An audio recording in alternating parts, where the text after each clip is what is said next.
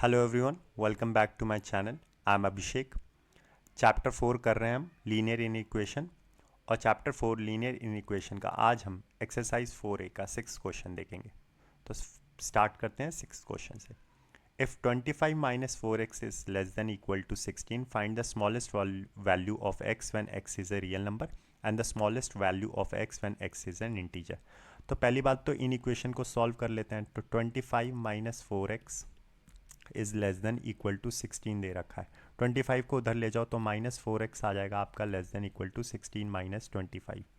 ठीक है, तो -4x कितना आ गया, less than equal to -9। Both side -4 से डिवाइड कर दो, बोथ साइड -4 से डिवाइड कर दो। जैसे ही आपने इन इक्वेशन को नेगेटिव नंबर से डिवाइड किया, साइन ऑफ इनइक्वालिटी चेंज हो गई और ये वैल्यू आ गई 9/4।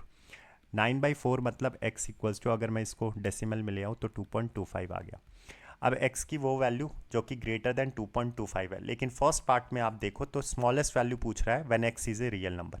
अब स्मॉलेस्ट वैल्यू देखो, 2.25 से तो बहुत सारी वैल्यू बड़ी बड़ी होंगी, लेकिन x इक्वल्स टू जो पहला नंबर होगा वो 2.25 ही होगा। तो जो आंसर होगा वो क्या होगा, स्मॉलेस्ट वैल्यू का फर्स्ट पार्ट का आंसर आ जाएगा 2.25।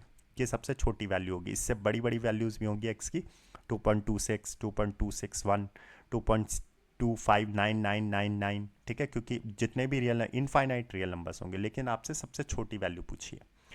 अब सेकंड पार्ट पे आओ।